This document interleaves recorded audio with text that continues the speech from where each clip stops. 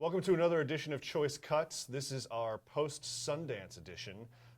We brought on Pollyanna McIntosh. Hello. Pollyanna, thanks for coming on board.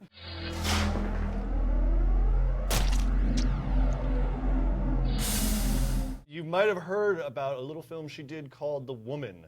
The Woman, I guess, kind of hit mainstream. I mean, for us horror fans, we've been reporting about it, we've heard about it, but The Woman became kind of mainstream on other various movie sites when a very pissed off customer who saw the film at Sundance, I guess, made his opinion known a post-screening.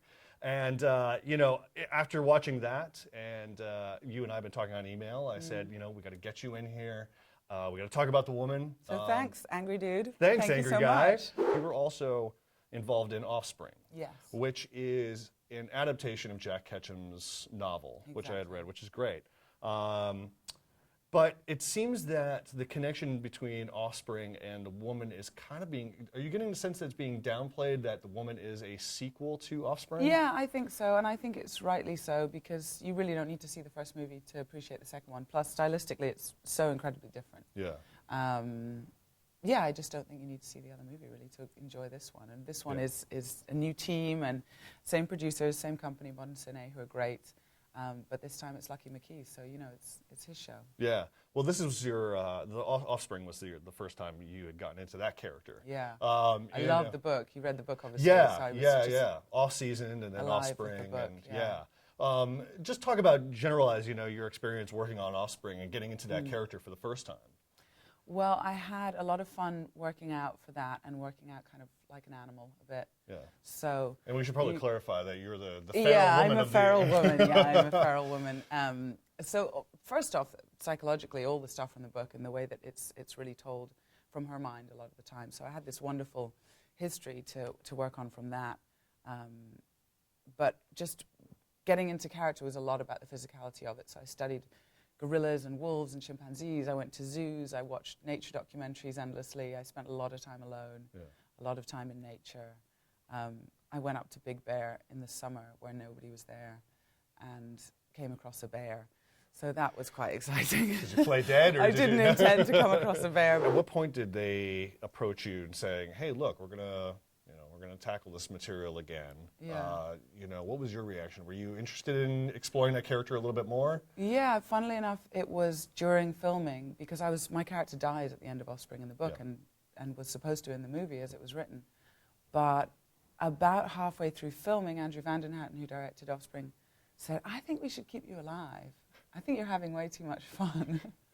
And I think that people are going to have way too much fun watching you do it. So so I knew at that point, you know, 2 weeks into a really dark shoot where I was working with really dark material, and I was slashing and burning everything that was, you know, that was set up against me. And to be honest, at first I thought, oh God, can we just get through, you know, this behemoth and think about it after?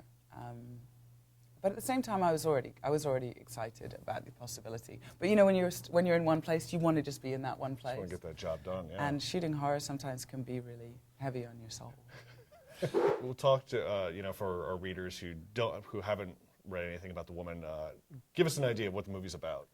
It's about my character is a feral woman who's raised herself alone outside of civilized society.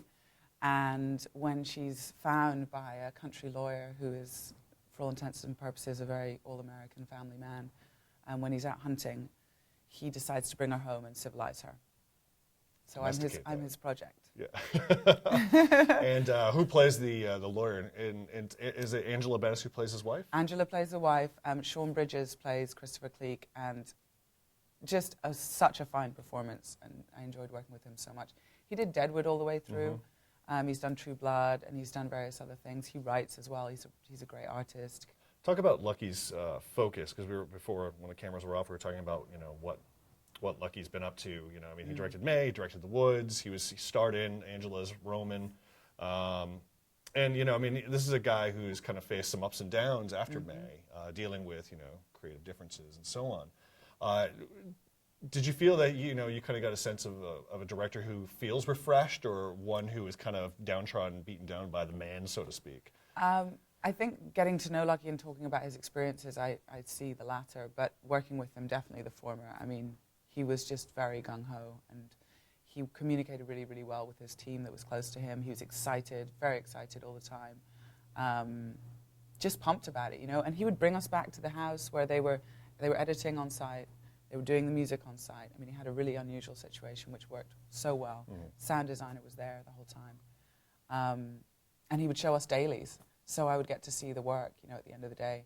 And he would make these little teasers for the crew, like a sort of blog on film of what we'd done during the week. Yeah. And so even like the PAs, you know, the guys who were just lugging stuff around didn't really get to be on set and see stuff. Kind of corralling the actors, they got to see what they were part of, and that was great. So the whole atmosphere was a very good one. For you, I mean, you know, what was satisfying about returning to the role, and what did you want to kind of bring to it this time around? Well, my character in The Woman, she's the one in control at all times. Yeah. That was one of the things that excited me about the character and the story, because, you know, you don't often get to play the bad guy and play it so viciously. So that was fun. And then when I read the script for this one, it's a very different situation. You know, I've had my freedom taken away from me. And so what was important to me was to still bring the essence of her character out and be a victim without being victimized. And Lucky and I talked extensively about the scenes that, you know, you might call the trickier scenes. So I went into it just very relaxed and very comfortable. Well, I get the sense, you know, from what I've read, reviews, and so on. I mean, there are some really intense moments on the set. So how does Lucky give you the kind of sense of trust that you need, you know, when filming those kinds of scenes? Well, first off, if there's any, you know, there's certain times you have a closed set, which really helps. And it actually just really helps for focus as well, because the less people around, the more intense the focus can be. But we just had talked so much on the phone beforehand and emailed so much that creatively we were in the same place. Mm-hmm. So that was already, that already had my comfort level way up. And then on set, he's just extremely respectful, ever the gentleman. And he seems to get people around him who are that way too. Mm-hmm. Take us on the night of the premiere, or the night of the screening. What was the kind of overwhelming reaction you were feeling as the movie was going? I mean, you know, what was the audience, was it, you know, stone cold quiet? No, I could feel them. Because I felt the same way. I felt like an audience member, that it's such a well-crafted film that I could completely step away from my involvement with it and just watch the story unfold. I was so hooked. The pace was wonderful, you know, just rolled along. And I think what struck me the most was the humor, how the audience picked up on the humor. Mm-hmm. And Sean brings most of it, and the little girl, Shyla, who played Darlin, the little youngest one.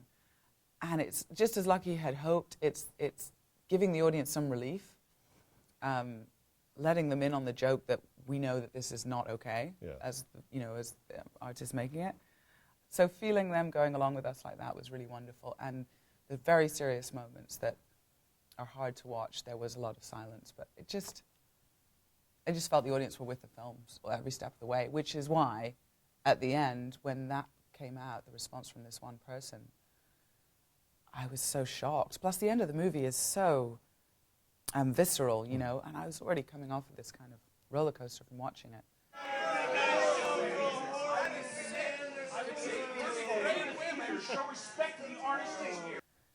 And then this guy jumps up, you know, and he just wouldn't stop. He just couldn't stop. He just kept saying, you know, this is bullshit. This is not art. This film should be confiscated and burned. Okay, well, let's get you There's a number of first. people that also came out. One, it was so sick she fell. We had to get paramedics. I totally understand that, but at the same You know, time, this is not humane. This but at the same time, What value we is it? give the discretion of the filmmakers. We tell you, hey, by the way, we're not rating these films. These are people who have decided to make these films. I'd like to know who decided to have this shown here. We don't have to tell you that. You know, the women of the film came in Yeah. Lucky's defense. Yeah. There are so many films that exploit all yeah. sorts of things. You know, war movies are exploitative. Saving Private Ryan, it doesn't mean it's not a valid film. Yeah. And it doesn't mean you can't learn something from it. For those who enjoy violence, they will enjoy some of this violence. I understand that. But most of it is carried out by myself. And I enjoyed it too.